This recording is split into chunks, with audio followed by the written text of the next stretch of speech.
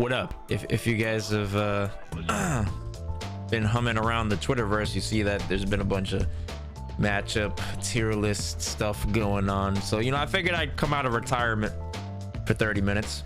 It's probably gonna be at 2 hours to convey my thoughts and philosophies on Sagat's matchups. Unbiased, raw, uncut, HBO after dark, unobstructed opinions. That's what you're gonna get. Okay, this is gonna be a YouTube video, so hi YouTube, hello YouTube. And if you like the video, duh, comment on the video, double duh, and share it with your mom, your uncle, do something with it.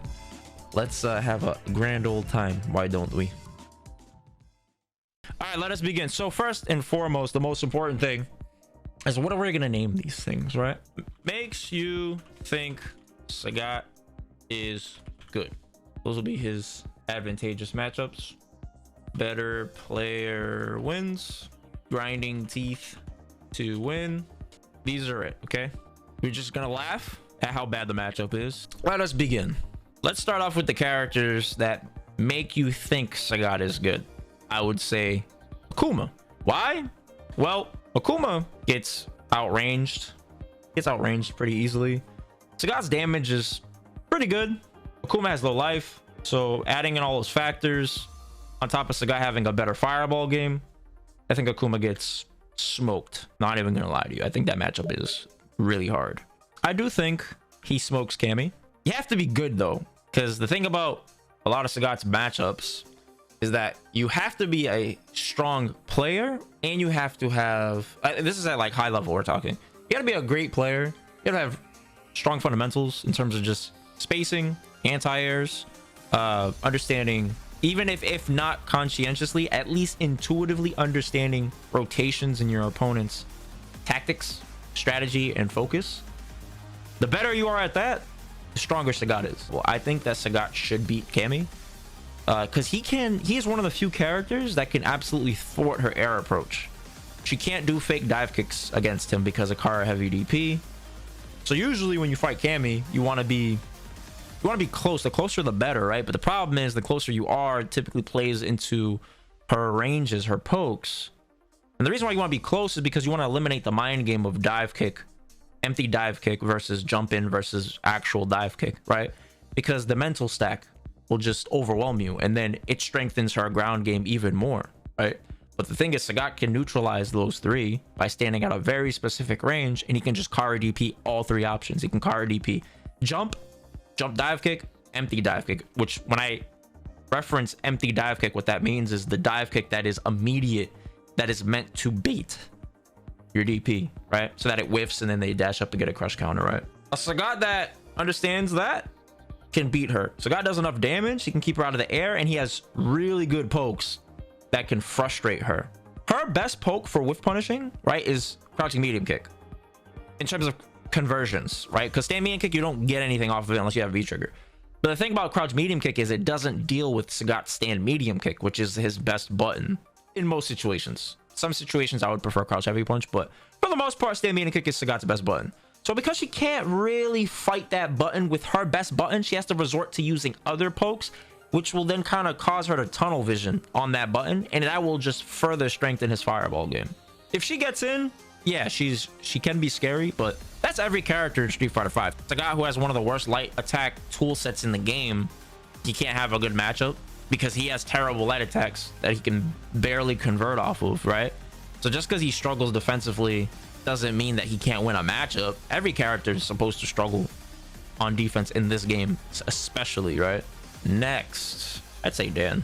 Dan, stubby character. So the success formula for Sagat is that if he has better pokes, he can keep you out of the air. Those are typically gonna be the foundations for success. And then the third thing, which will get him over the top, is his fireball game can't get neutralized right away, meaning without bar. These three characters can't neutralize his fireball game off rip. Akuma, he can parry, but then he's taking a lot of gray health, which is not good for a character 900 health. He can try to Tatsu, but high shot beats Tatsu. Cammy can V-skill, but you can fireball trap the V-skill and then DP it if she tries to V-skill immediately. She can't react to the V-skill. She has to be preemptive, so you can easily bait it out. And it's so slow. It's at 36 frames. You can just react to it. It's not hard to thwart that tactic. Dan doesn't really have anything to thwart the fireball game either. He has V skill that he can roll underneath, I guess, but or not roll underneath. He can fireball then cancel it into V skill, but you can set up spacings where that shit just whiffs in your face and you get whiff punishes. It's not that great. All right. And on top of that, I don't think Sagat needs V trigger to beat these characters. His V trigger is not great anyways, right? But a character like, let's say, Dan, he relies so much on offense because his neutral's lackluster. I don't need V triggers. I just V reversal him off of me and we go back to neutral where he struggles, right? So I use my V meter as an investment to just reset the advantages of the game, so that way we can get back to that favorable positioning of playing neutral. Make sense? Next, I will say Honda. I think his matchup is pretty easy, to be honest. Honda has to take a lot of risks. So again, going back to the same formula. The same formula is what? Can I keep him out of the air? Right? Does the character have the ability to make me hesitate on my anti-airs? Honda? No. He can't. Can't do anything. Doesn't have like an air fireball like a certain character we're going to talk about later on in the laugh my ass off category. Foreshadowing. Honda can't really do anything. Yeah, he can butt slam, but he has to do that before leaving the ground.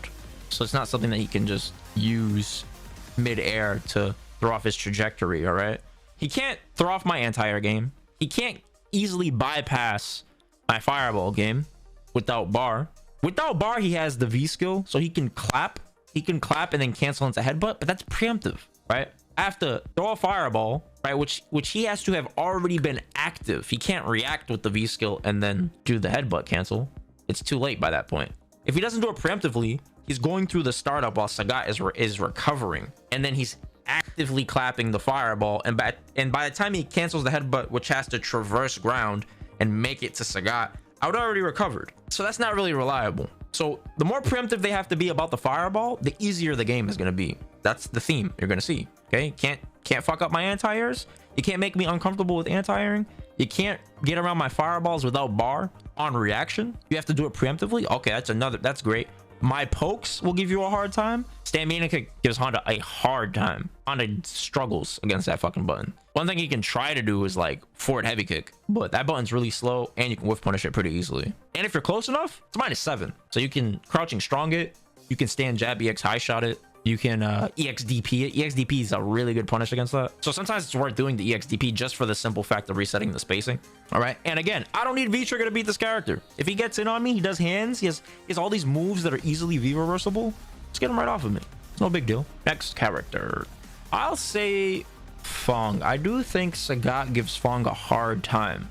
The thing about these strange, unique characters is that if you don't play them often, they can overwhelm you, right? Because you might not have enough repetition in terms of games and situations, situational experience, to be able to understand the nuances of the decisions they make in the situations that they're putting you in. But FANG, the reason why Sagat beats him is because FANG doesn't really do a lot of damage. For one, he doesn't convert into anything crazy from neutral, which is what Sagat will lose to a lot of the time. FANG doesn't get around and simultaneously punish fireballs easily. FANG has to do the command dash, but he has to do it somewhat preemptively in order to be in like a threatening position. If he tries to react, it's too late. And then Sagat can just like check his follow-up approaches with like a stand poke, stand light. My favorite thing to do, stand light kick fireball and then just check them, right? Because the situation as it resolves, the spacing will still favor Sagat, simply off the fact that Sagat's pokes are better at that range. Sagat's fireball is still an option as a poke, and FANG has a super floaty jump. Sagat can just keep him out of the air really easily. The thing about FANG though is if he gets in on Sagat has a really hard time of getting him off of him. Insanely hard time. The characters that can get FANG off of them easily are like characters with really strong crouching light pokes that can convert into knockdown, because FANG players have a lot of holes in their offense, right? But the thing is that the weaker your light attacks are, the more commitment that is required for you to insert the counter into that gap. But the thing is, Sagat's lights are not that consistent in terms of conversions or going into knockdowns, right? So to win in this matchup, if you can get a bulk of your damage up front in neutral, then you can take a lot of the risks once he gets in. Because remember, the longer it takes for somebody to get in, the more desperate they are to retain that pressure once they get in. So the less likely they're going to take breaks. They want to just, I gotta do something, I gotta do something, I gotta do something. So when FANG gets in, well, it's really important that you snipe the coward crouch either with crouching heavy punch which is my go-to to snipe that shit. Because if you crush counter him, you can dash up twice and you're out the corner. Or you can V-skill if you have V-skill needed. You can V-skill and then, you know, you can neutral jump the coward crouch if he's doing it in a predictable manner. If he's doing coward crouch mid-screen, is the thing I see a lot of Sagat players mess up on, is that they kind of just hold the pressure or they try to contest. You got to learn to differentiate whether it's worth contesting or just using evasion in terms of just resetting the spacing. So with Sagat, if I'm mid-screen and I'm fighting against FANG, I wait for certain opportunities. I just backdash. Just backdash. Because if he tries to do button coward crouch and you backdash, he whiffs in front of your face and you can stand light kick DP him pretty easily. Because you got to remember, he has a lot of startup. He has to go down and then he has to commit to the forward lunges. And then if it whiffs, it has a lot of recovery too, right?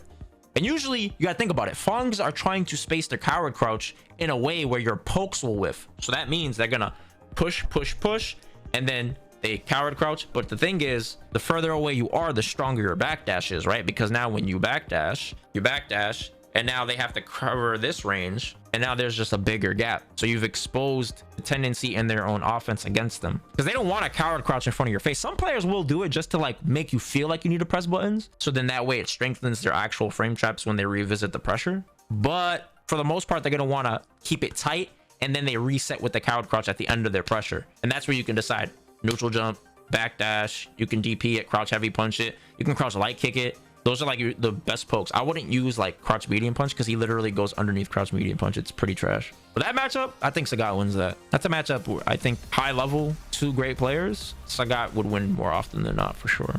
Let's see, Kage. Yeah, I think Sagat bodies Kage, to be honest. Because when you think about Kage, one of the reasons why he's so strong is because his approach is very strange, especially with the aerial approach, which we mentioned, right? Kage has what? He has air, fireball, blast, pushback, right?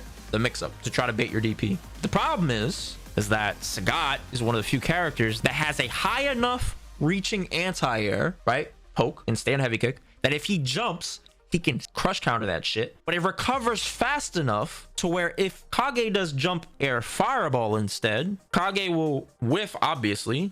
Sagat will whiff, obviously. But the thing then becomes, Kage is recovering, and Sagat recovers fast enough to where he can Kara heavy DP him. So Sagat can cover both of his aerial approaches. In a game like Street Fighter 5, and I think 6, going into 6, I think this is the same thing, same important concept, is simplification is mad important. Because the more simple your approach, the less likely you are to get mentally stacked, right? So I don't have to think when Kage jumps at me, because I just say stand heavy kick. If stand heavy kick hits, I see it, I convert off crush counter. If stand heavy kick whiffs, I say, why did it whiff? Oh, obviously it whiffed because he's doing something to evade the stand heavy kick, right? And I would Kara DP him. The only thing he can really do, right, is jump dive kick. But the problem with jump dive kick is if he hits you at the top, Sagat's so tall that he'll be minus on landing. So then I just don't care. If you want to bet the DP on me, great, that's cool. But that's a situation I'll love to be in 10 times out of 10. Stubby buttons, you can't really hang with Sagat in the fireball war either. Kage has to rely on getting in, but he has to take a lot of risks to get in. Low health, I just think that's a recipe for success for Sagat, right? Same thing across the board. Next, Kolin. Kolin is a character that, again, can she make me think about my DPs? Not really. She can do the jump ice jump thing, but then you can just switch to stand heavy kick, and if ice hits you, you can just DP her on the other side. It's pretty easy. Her buttons, Sagat smokes her in the normals department. Fireball, she can't really get around fireballs that easily. She has to commit to the fundamental anti-fireball tactics, which are jump or walk and block until you're in range to try to trade. Her walk speed is not that great, so her walk and block is not that good against the guy, especially with this fireball buffs. It just became even harder. It was already a hard matchup. Now it's even harder. When she gets V-triggered 2, it changes things a little bit, like with every character in the game, because when she gets the V-trigger, you have to consider it, right? But the thing about her V-trigger is, if you don't throw fireballs, then who cares? And what you can also do is you don't necessarily have to get rid of your fireball game. You could just walk up and throw closer fireballs, because then now she has to react to closer fireballs. But then now if you mix up close fireballs with pokes, you might just snuff her out of her V-trigger attempt with a poke that when she's anticipating a fireball. Next, Lucia. So this match is kind of weird. It's a little finicky because of her whole fireball store. It's not really a store, but you know, the whole like strike release fireball. It's kind of strange. Once you understand that the idea of trading fireballs, Lucia's not that scary, right? So you get a life lead against her, and it's so easy to just kind of keep her out. She doesn't have any sort of aerial mix-up, so I don't have to worry about that. Her fireball game you can trade because of the arc, right? Her heavy kick fireball, if Lucia does the heavy kick fireball, that's the one that goes towards the ground. So that's supposed to hit you like a poke, basically, like very early in whatever attempt that you're trying to do. The medium is the one that she uses for zoning. The light she uses to establish pressure, right? So the medium, if you're constantly like fireballing her with high shots, she can't keep doing it. She's gonna lose advantage, right? So let's say like you do fireball, she does flicker, and then she fireballs and you fireball her fireball. If you fireball again, she should not be able to jump if you have advantage established. If you're close enough and you don't have enough advantage, then she can jump in on you, like, but as long as you can maintain a specific advantage count, her fireball traits don't favor her because she can't jump in on you anymore. Her pokes aren't that great. Her pressure is the thing that's her saving grace in the matchup. If she gets in, Street Fighter V, right? But a lot of her shit is V reversible also, so I'm not really too worried about that. The key thing to beating her is remember, when you shit on a Lucia player, she's gonna do EX run into V trigger. So it's good to do neutral jumps. It's good to keep throwing fireballs on purpose because she'll just run right into it and waste her bar. It's good to do EX knees sometimes, backdash randomly, jump back randomly. I think Necalli gets a really hard matchup here against Sagat because Sagat's pokes. We're talking about a character that can barely convert off of his pokes, right? Without charge. Can't really convert like that. So a character that can't really convert like that, and then who also has stubby buttons, who also their aerial trajectory, they can ultra with a dive kick, but it's so slow and the hurt box is so fat and the trajectory is so tight. There's no variation in the dive kick approach like a Cammy, who still can't even get by Sagat. Necalli gets thwarted. I think he gets thrashed. I think he gets annihilated by Sagat. And then on top of that, his fireball game. Necalli can't really do anything about the fireball game. He has to do what? Preemptive disc guidance, just like the berserker slash. Okay, that's fine, I suppose, but if you're doing things preemptively, it only strengthens Sagat's play. Because, excuse me, all I have to do is either change my spacing to change my advantage, or I change my timing. Very simple. It's not complicated at all. What he's gonna try to resort to is a lot of V skills, right? So the thing is, the reason why I think I excel at that matchup compared to maybe Sagat players that have a hard time is most Sagat players aren't as mobile as me. I'm very fluid with my movement, right? My Sagat kind of looks like I'm moving like a Cammy sometimes. And the more agile and elusive you are in neutral with Sagat in this matchup, the less that Necalli's V skill works. Necalli's V skill works when you're stationary. You know why Necalli players do V skill on defense? It's because usually when players end their pressure, what do? What do people usually do at the end of their offense? If I push you away, tap, tap, tap. What do players usually do? Pretend you have somebody cornered, right? Well, but pretend it's a good player, right? They end their pressure. What is their main focus at the end of their pressure usually? When they string you up and push you away? What are you looking for? Usually when you push somebody away after your string, you are waiting to usually whiff punish, right? That's usually what you're looking for. I don't say jump. You can look for jump, but like if you have godlike anti-airs like me, I don't look for jump. I never look for jump. So I don't ever think about that. Some players, they do.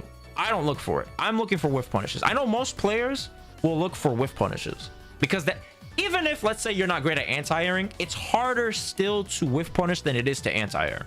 Just mathematically speaking, right? Because a jump in is 44 total frames. We'll say 36, we'll say 32 frames. We'll subtract like the last portion of the jump arc, which would be head height lower, right? So from leaving the ground to where your button would actually make contact with your opponent's head, we'll say like 32 frames, which is still significantly slower than a medium poke, which on average would be like 22 to like 30 frames. And it's not as telegraphed, mind you. A jump is very telegraphed. They crouch, they launch, there's clouds of dust on the ground, and they're like flipping, right? But a button, a whiff punish, the reason why it's so much harder is because you don't know what button they're gonna press. They can press a jab, they can press a short, they can press a stand short, they can press a medium, a heavy, they can dash, right? Like you don't know, right? Anything on the ground can get mixed and matched with other animations. That's why it's hard to react if you don't have a focus, if you don't have a direction or a way of capturing information about your opponent's tendencies. That's why people are so focused on whiff punishing, right? And they reflex punish, which is like they see anything, they press a button.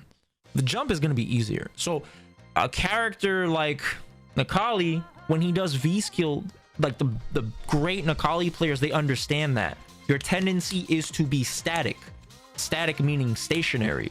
So it increases the effectiveness of my V skill. It is more likely my V skill will work against you because either on you're gonna block it and I get V meter, or you're going to press and flinch because of my animation, and then you're gonna get hit because you're not in range to hit me anyways, right?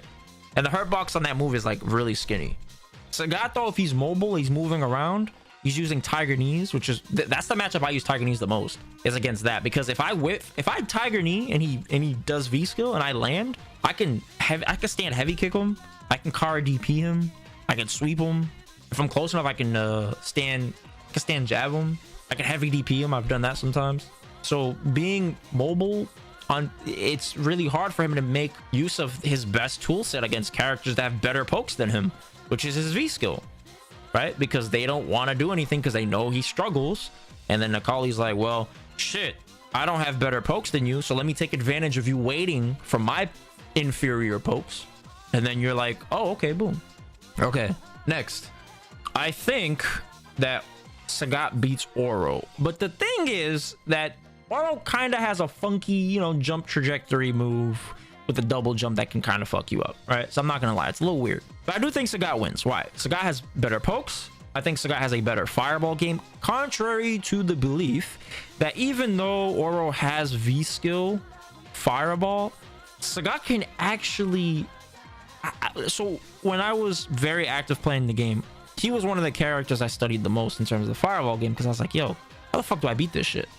Not in terms of him doing raw V skill, that's easy. Of course, you can just Kara V skill it, right? But what I'm talking about is when he has EX fireball out and he does orb and he pushes you full screen, and now he has 2 fireballs on the screen, right?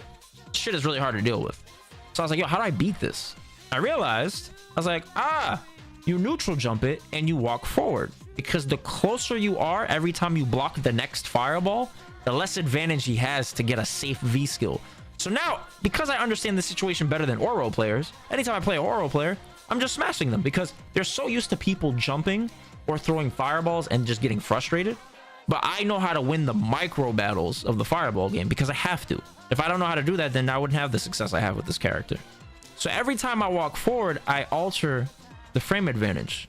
And because I'm altering the frame advantage, I now get into a position where the V skill is unsafe again. All in exchange for a couple bits of chip, whatever. And now guess what happens? Now every time I get into this range and they try to V skill and I DP them on reaction, now they're like, fuck, right? So now what do? They've lost their rhythm. They've lost their confidence, because the one thing that gave them the confidence outside of V trigger, they don't have anymore. So now when they get into V trigger, it's pretty simple. I just block V reversal. That's it. I just wait for it. I would not tech. I don't suggest teching. I would just do delay backdashes against his V trigger with the occasional V reversals, honestly. Because, you know, Oro knows that players they'll just take the throw, right? Because he only gets like 3 throws with his V trigger. How do you know when to V reversal? So this is the thing about V reversal, right? Is you have 2 styles of effective, successful V reversals, right? You have the guaranteed V reversals, meaning you wait for the button and you just guarantee, right? Like you're gonna. So for him, it's not really likely to get a guaranteed V reversal, right? Because of crouch medium punch. They're usually gonna do crouch medium punch to start their pressure, because the sequence of from the block stun to then the V trigger hitting to the dash up, that's all now an advantageous situation. So it's not really reliable to do that.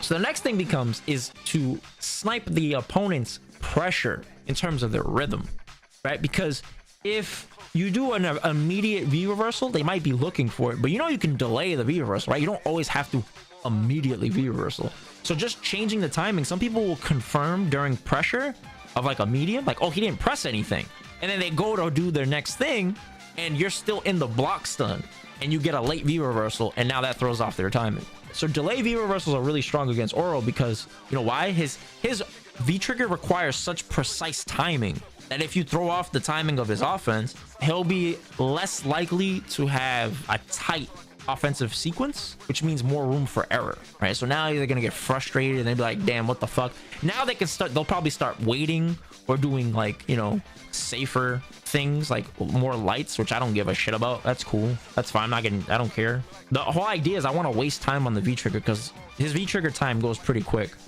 Next, Mika. So this matchup, again, success formula for Sagat. Anti-airs, he can thwart them. Her splash, car heavy DP beats both at the right ranges, right? It's pretty easy. She can't really get around fireball. It's pretty free, not gonna lie. Even if she does, like, let's say she jumps. Let's say you don't have DPs like god tier DPs, right?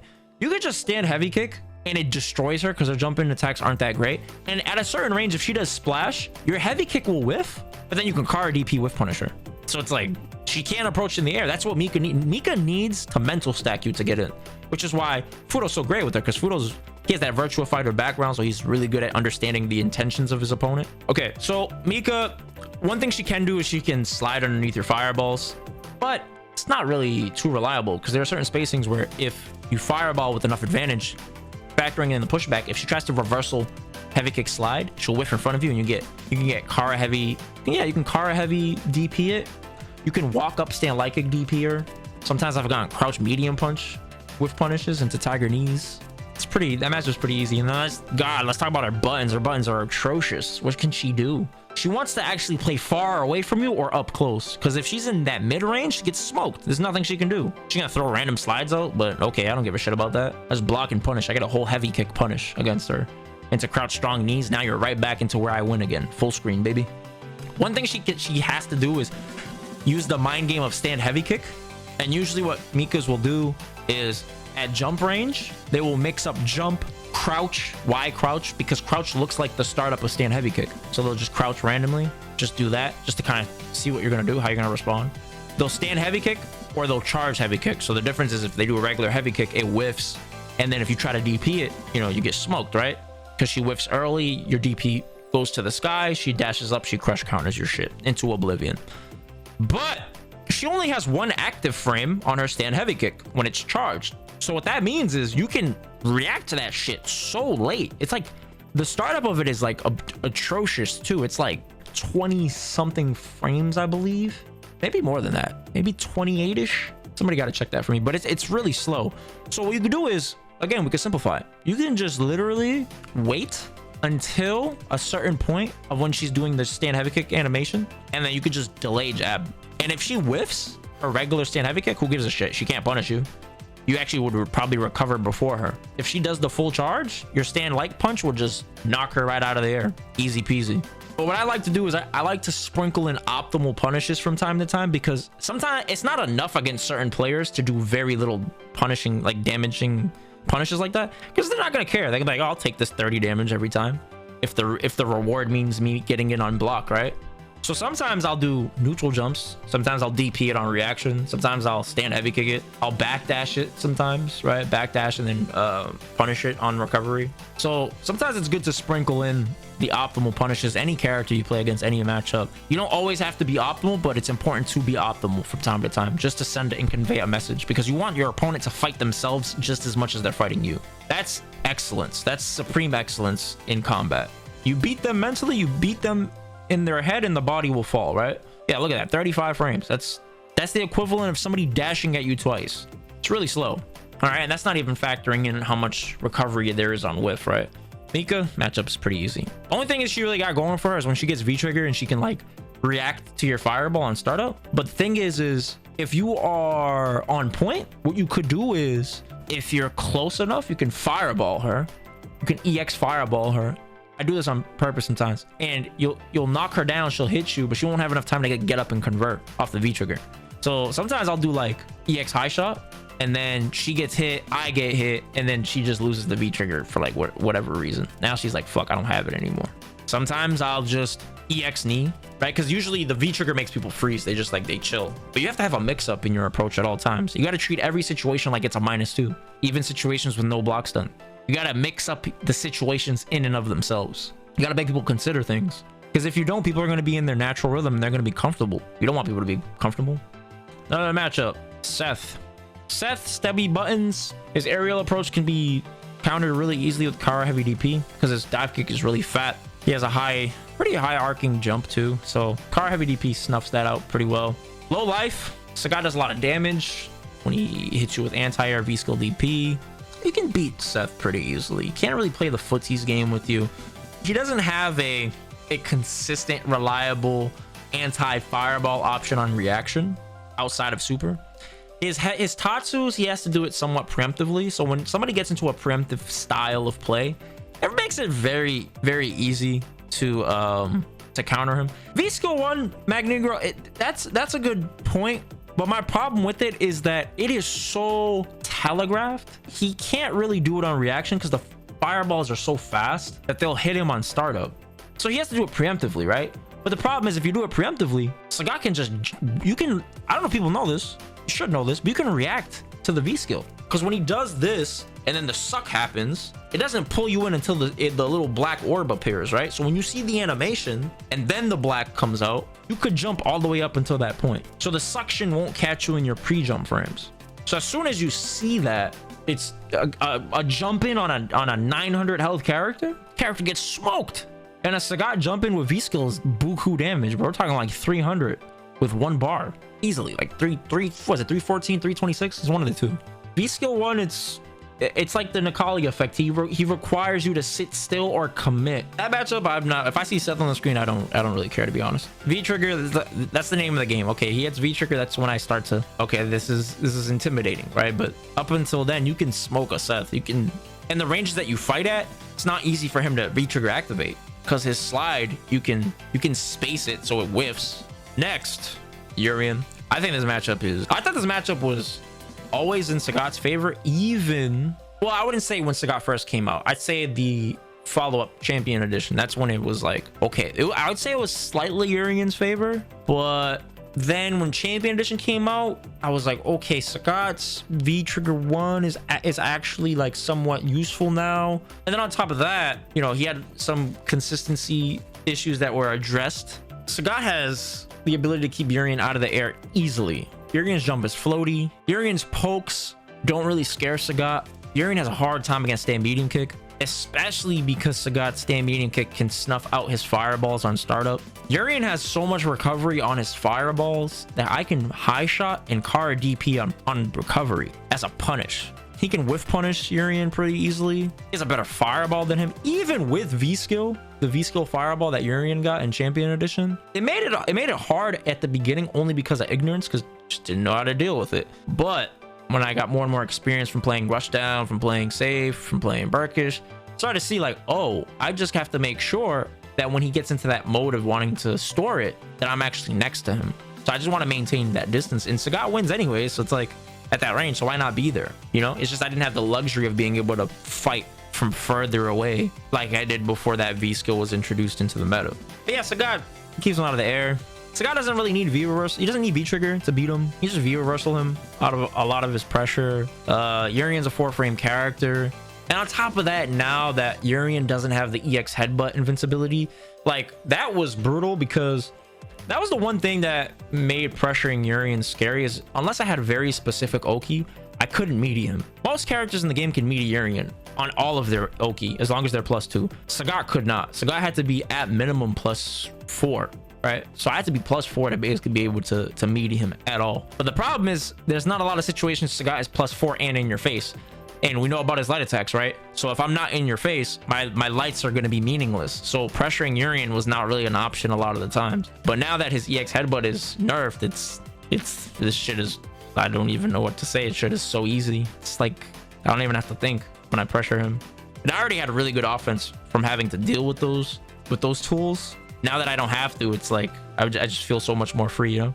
Geef, this is like the most fundamental match in the game. It's a match that, you know, transcends the test of time, bro. It's the same shit every game. He has a hard time getting in. He doesn't really have the pokes to fight Sagat. He doesn't have the aerial approach to get in on Sagat. Yeah, he's getting thrashed.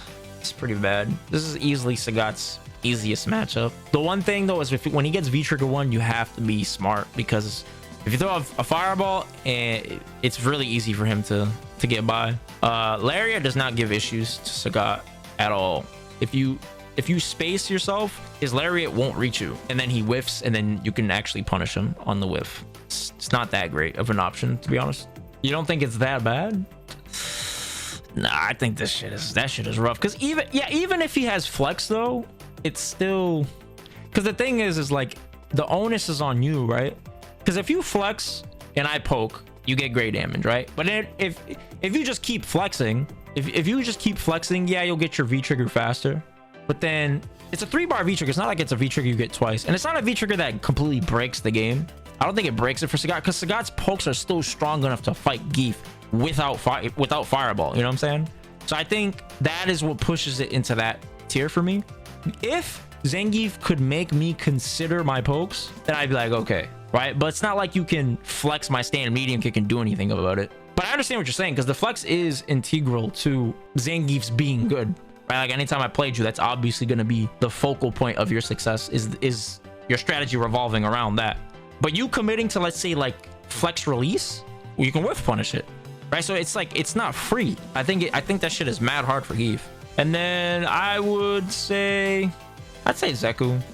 Young Zeku is the shining star of this character, but the thing is that young Zeku, I don't think he can reliably get around fireballs like that. Yeah, he can do shoulder. Yeah, he can V trigger too. Yeah, he can palm to, like, I guess, negate the fireballs or whatever, but I don't think it's a sustainable approach, like in a long set with high level players.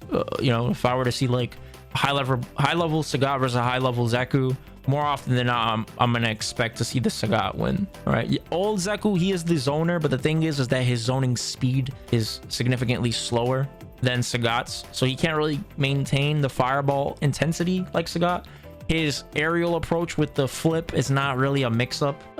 It doesn't really do anything. You know, you can air to air it really easy. I don't know, his pokes are really easy to deal with. He doesn't stop Sagat much, you know what I'm saying? Like, I think Sagat smokes both forms. Better pokes, fireball game is just stronger. Obviously it's non-existent against Young, because Young doesn't have one, but he has to play too preemptive for my liking, you know, with the reframe button. Let's see, Akira, I'd actually put her, I'll move her over to this, because without V trigger, she doesn't really have anything to get by the fireballs. Her jump in, what is it, jump fireball, it's not really like, I don't think it's that crazy to deal with. The jump EX fireball is like the most annoying thing for sure, but it's not like this is gonna automatically like change the matchup, you know? Sagat has better pokes than her. He can fight her mid-range, keep her out of the air pretty easily. Her V trigger doesn't really scare me like that. She can react with the fireball, but you space yourself right with high shots and you mix them up, the high-low shot approach, you can throw off her reactions, her V trigger whiffs, and you get a pretty beefy punish. Her pressure is pretty solid, but a lot of her shit can be V-reversaled or V-shifted on reaction, so I don't think that matchup is hard at all, to be honest. I think Sagat beats Alex, I would say. I can put him there. I think he can keep Alex out of the air pretty easily. Alex can react with EX Stomp, but the problem with EX Stomp is it's a charge move. So when you look at moves, right, you have to be able to understand the properties of moves, because that's how you find weaknesses in moves, right? Weaknesses don't just exist in a sense of frame data. Weaknesses exist in terms of utility, telegraphing, in terms of consistency. EX Stomp is a telegraphed move because he has to be stationary, he has to be static. You're gonna see that during your fireball strings or pressure or traps by seeing him crouch. So if I see him crouch, I already know what time it is. You understand? Seeing him in that mode now tells me, all right, I know what you're looking for, and now I know how to manipulate your focus. So if you are just again, like a regular Sagat playing a regular Alex, you probably will get smoked by Alex, because Alex is just cheaper. Alex is just, he can do gorilla shit. Sagat can't do gorilla shit. He can't. Nothing he does is safe enough to do that, right? Nothing he has he can abuse like that. But at high level, I think Sagat has the pokes to fight Alex. His fireball game is pretty good. I think Sagat has the pokes to fight Alex. I think that his fireball game is really hard for Alex to deal with, especially when he doesn't have meter. It's easy to bait the EX Stomp, even if I don't want, like, let's say, you know, I don't want to hard read it. You could just V-shift the EX Stomp. And if he does it to try to bait your DP, which they do if they know you have good reactions, you just V-shift. And guess what? You guys both recover and you're both safe. You're just full screen. Because when they bait, they have to do the EX Stomp close, right? And you V-shift, you go back.